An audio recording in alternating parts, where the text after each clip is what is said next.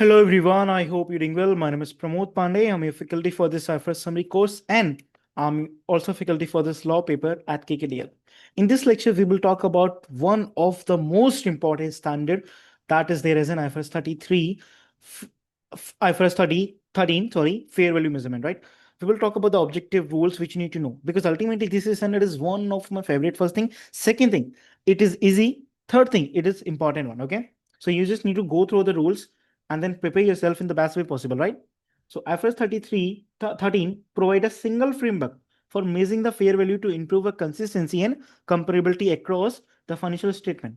Because there's so many things across your financial statement or accounting standard. There's so many standards where there's a discussion about the fair value measurement. If I would have to take an example, I say 40, IFRS 9. These are the two examples which I've taken currently, and they could be other where the fair value measurement is required. So to address all of those standards, where do you need a fair value except these three?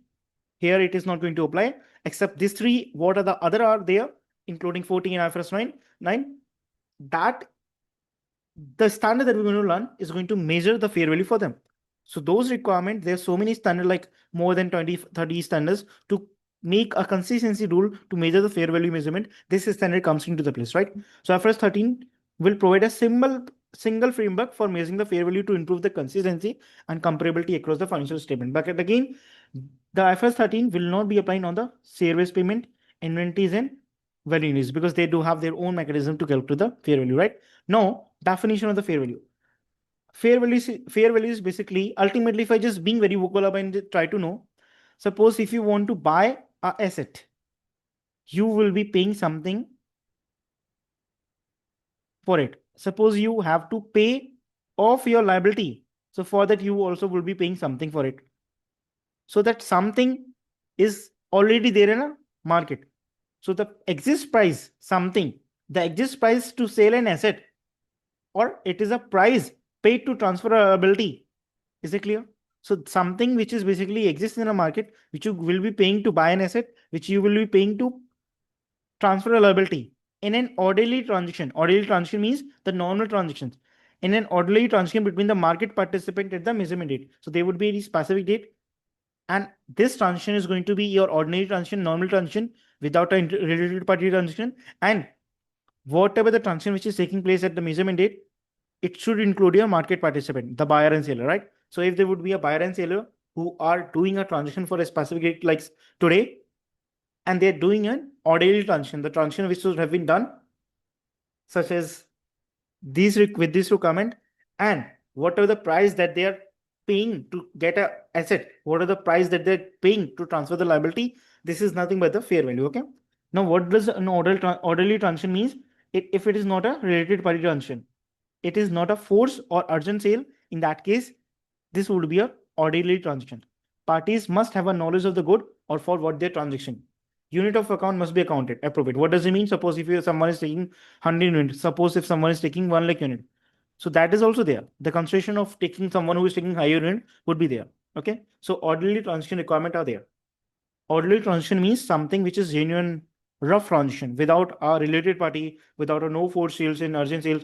Parties would be having knowledge what they're doing, and unit of account is also going to be transacting. So if I just have to recall you once again, what does fair value means? It is a price which is out there, exist price which is there to transfer the liability to buy a asset, and this transaction is going to happen in between the market participant, and this is an orderly transaction, and this all what is happening at the specific date, and this is known as a measurement date, right? I hope you have been through this. Now we'll learn about the market consideration. Consideration is basically something that you need to know something in return, what you're getting something in return. So the principal market. Principal market is basically where there's an highest level of activity. What does it mean? There's a highest level of transaction for that particular product is happening. That will known as a principal market for that. Okay. Principal market is market with the highest level of activity for that specific product. Always prepare. You always have to prefer that, right? Most advantageous market is that when you do not have access to the principal market, you go to the most advantageous market, right? If principal market is inaccessible, in that case, we'll go pick the market with the highest net benefit. Here, highest level of activity, and here's the highest level of net benefit, and then calculate the fair value based on that market. Done? Now, there are the two things which you need to know: the entity-based factor or the market-based factor. Now, the entity-based factor means which is specific to the entity, means whatever the transaction cost, charity, restriction on use. So all this, which is an entity-based factors, are going to ignore in the fair value calculation, because in the fair value is a market thing. So market things are going to be prompted, entity-based factors are not going to be prompted. That's why we ignore the transaction cost. That's why we ignore the charity or whatever the specific things which are there as an entity-based. Market factor, characteristic of the asset and liability in the market, legal restrictions, government law, these are also going to be considered in the fair value calculation, but entity factors are not going to be considered as part of your fair value calculation, right? What is the example? Charity donation restriction. It is an entity-based factor and cannot be used. Suppose charity cannot be used for this specific thing, but if it is there in the market, whole market, this will become the characteristic of the product. If something which is very coming from the specific entity, in that case, this is a specific entity-based factor which should not be there in the consideration when you're considering the fair value calculation. But something which is given, which is powered by or backed by the market-based factor, in that case, that also need to be considered, right? Now, there are certain other way through which the valuation technique could be used in order to value. The market approach. It is basically compare the similar asset to the market, because ultimately to come up with a fair value, there's different mechanism. Certain mechanism are here is a market approach. What is a market approach? You're valuing the fair value of something similar into the market, right? Cost approach. You're seeing what is the replacement cost or reproduction cost. Income approach means present value of the future economical benefit. These are three ways through which you can do the value, and you come up with what could be the fair value of anything, right?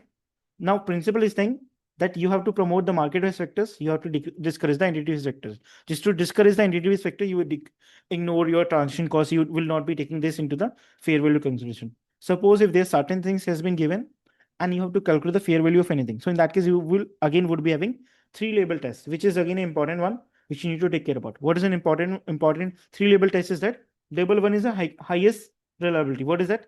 Now, there is one thing which you need to know: similar and identical. Identical means exact same. Similar means they are same, but there's some differences. It could be color or anything. Exact means ditto. Okay, exact same. So for a level one, where is an active market? Active market means that product, very specific, that product is being sold in that market very frequently. This is what active market means. So if there would be any active market or identical product means ditto product. Suppose in a market where the product which you do own, which you wanted to sell, which you wanted to calculate the fair value for, is being sold very, very frequently. So identical product or assets, identical asset and liability having trade very frequently into the market. So in that case, you will be taking the whatever the quoted price for that. Okay.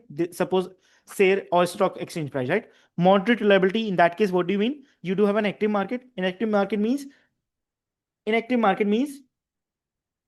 the frequency of selling is low, but similar assets are there.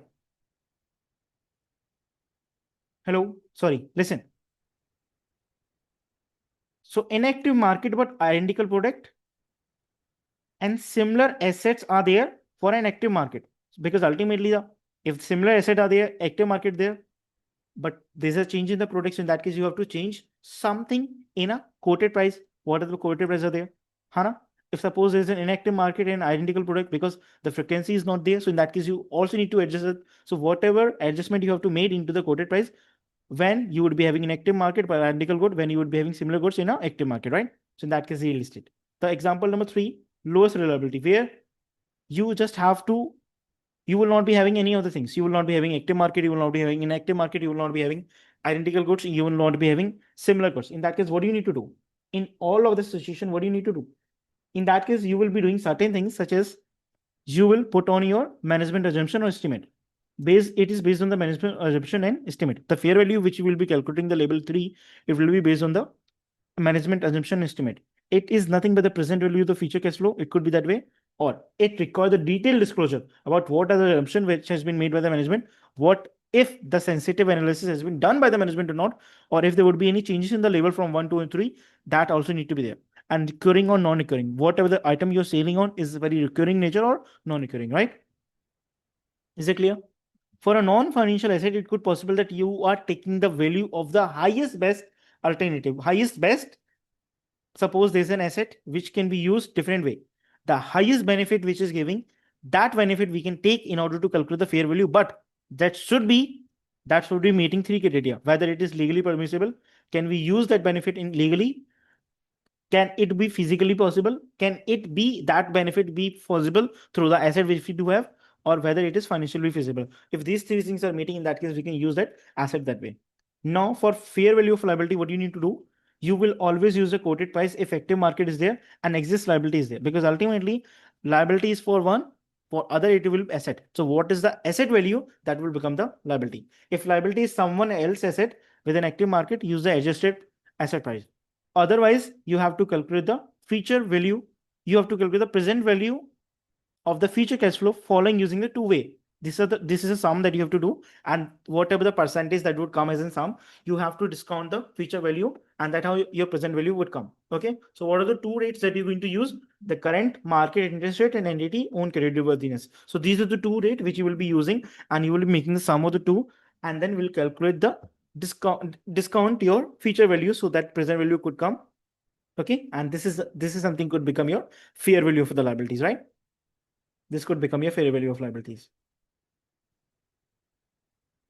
Now, what are the certain things that could be there? Again, this is very important. And I told you about, again, easy one. So I'm expecting some question could be from here, right? So in a AAA exam, it could possible. You always have to focus on the market perspective, not entity specific factor. What if the management is focusing on the entity specific factor? In that case, you have to say this is something against IFRS 3, IFRS 13. Suppose they are calculating the fair value considering the entity factor. In that case, you have to say this is something not should be done. In a label 1, input are prioritized over the level 2 or 3. What if in a level 1 there's an inactive market or there's a similar product? In that case, for they're using the quoted price, they're not changing it. So that could be a different thing, right? For non-financial asset, they are considering the highest and best use. Even though if you're not using that way, you have to disclose the assumption and sensitive analysis, which is need to be done for the level 3.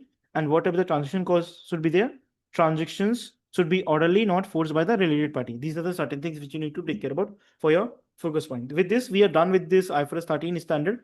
That is about the fair value measurement. Again, this is one of the important, or one of my favorite standard that is out there. With this, I'm done with this standard. Would like to take a leave now and would like to meet you in the next one. Till then, take care. Have a good time.